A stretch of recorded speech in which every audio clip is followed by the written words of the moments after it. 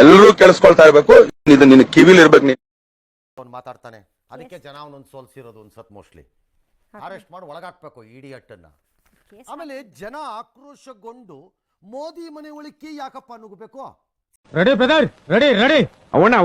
ಸಿದ್ದರಾಮಯ್ಯನವ್ರ ಮನೆ ಒಳಕ್ಕೆ ಯಾಕೆ ನುಗ್ಗಬಾರ್ದು? ಸ್ಟಾಲಿನ್ ಮನೆ ಒಳಕ್ಕೆ ಯಾಕೆ ನುಗ್ಗಬಾರ್ದು? ಪಶ್ಚಿಮ ಬಂಗಾಳದಲ್ಲಿ ಮಮತಾ ಬ್ಯಾನರ್ಜಿ ಮನೆ ಒಳಕ್ಕೆ ಯಾಕೆ ನುಗ್ಗಬಾರ್ದು? ಹಂಗಾರೆ ಇಲ್ಲ, ಬೇಕು. ಕರೆಕ್ಟ್, ಬೇರೆ ಏನೋ ಬೇಕು. ಅದ್ಯಾಕೆ ಮೋದಿ ಮನೆ ಒಳಕ್ಕೆ ನುಗ್ಗಬೇಕು ಜನ? ಅವ್ರ ನೀತಿಗಳು ತಪ್ಪಿರುತ್ತೆ, ಅವ್ರದ್ದು ಮಾತ್ರ ತಪ್ಪು, ನಿಂದು ಇದೆಲ್ಲ ಸರಿ ನಂಗಾರೆ ಅಂತಂದ್ರೆ ಯಾರು ಕೇಳಿದ್ರೆ ಅಯ್ಯೋ ಅಯೋಗ್ಯ, ನೆಟ್ಟಿಗೆ ಗೆಲ್ಲಕ್ಕೆ ಯೋಗ್ಯತೆ ಇಲ್ಲದೆ ಅರೆಸ್ಟ್ ಮಾಡಿ ಒಳಗಾಕ್ಬೇಕು, ಎದ್ದು ಹೊರಕ್ಕೆ ಬರ್ದೇ ಇರೋಂಗೆ ಇನ್ನೊಂದ್ಸರಿ ಕಾಚಡಗಳಂತಂದು. S, control. ಮೋದಿ ಇಷ್ಟ ಇಲ್ದಿದ್ರೆ ಬೇಡ ಟೀಕೆ ಮಾಡಿ, ಅವ್ರ ಪಾಲಿಸಿ ಇಷ್ಟ ಇಲ್ದಿದ್ರೆ ಬೇಡ ಟೀಕೆ ಮಾಡಿ. ದೇಶ ಏನ್ ಮಾಡಿತ್ತು? ನಾವು ಹೇಳ್ತೀವಿ, ನಿನಗೆ ಮದುವೆ ಆಗಿ ಮಕ್ಕಳಿದ್ರೆ ಒಂದಿನ ಮಕ್ಕಳೇ ಬಂದು ನಿನಗೆ ಬಾಸುಂಡೆ ಬರೋ ಥರ ಹೊಡೆದು ನಿನ್ನ ಮನೆಯೊಳಗೆ ನುಗ್ಗುತ್ತಾರೆ, ಯಾಕೆಂದ್ರೆ ನೀನು ಕಚಡ ತಂದೆ. ನನಗೆ ಎಷ್ಟು ಚೀಪ್ ಅನಿಸ್ಬಿಡ್ತು ಅಂದ್ರೆ, ಥೋ ನಿಮ್ಮ ಈ ತರದೆಲ್ಲ ಇದಾರೆ ಜನ ಅಂತ. ಎಸ್, ಬಾಂಗ್ಲಾದೇಶ ನಮ್ಮನ್ನ ಅದನ್ನು ಮಾತಾಡಲ್ಲ. ಅವನು ಯಾವನು ದುಷ್ಟ ತಂದೆ,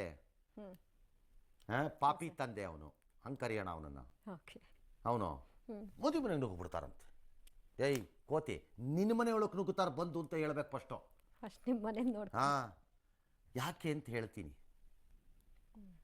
ಸಲ್ಮಾನ್ ಖುರ್ಷಿದ್ ಹೇಳಿದ್ರಲ್ಲ, ಎಲ್ಲ ಇದೆ ಶಾಂತ ನೋಡ್ತಾ ಇರಿ.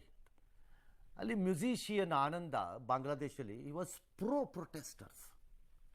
ಅವನವ್ರ ಜೊತೆ ಪಾರ್ಟಿಸಿಪೇಟ್ ಮಾಡಿದ್ದಾರೆ ಪ್ರೊಟೆಸ್ಟ್ಗಳಲ್ಲಿ, ಹಸೀನಾ ವಿರುದ್ಧ. ಆದರೆ ಆತನ ಮನೆಗೆ ಬೆಂಕಿ ಹಾಕಿದ್ದಾರೆ ಹೋಗಿ. ಅದೇ ಆ ಕಾಶ್ಮೀರಿ ಪೈಲಲ್ಲಿ ಬಂದಿತ್ತಲ್ಲ, ಅವನೊಬ್ಬ ಕವಿ ಪಾಪ ಬರೆದಿದ್ದನ್ನೆಲ್ಲ ಬರೀತಿದ್ದ ಅವ್ರ ಪರವಾಗಿ. ಆಮೇಲೆ ಅವನನ್ನು ತಗೊಂಡೋಗಿ ಮರಕ್ಕೆ ನೇತಾಕಿದ್ರು ಅಂತ.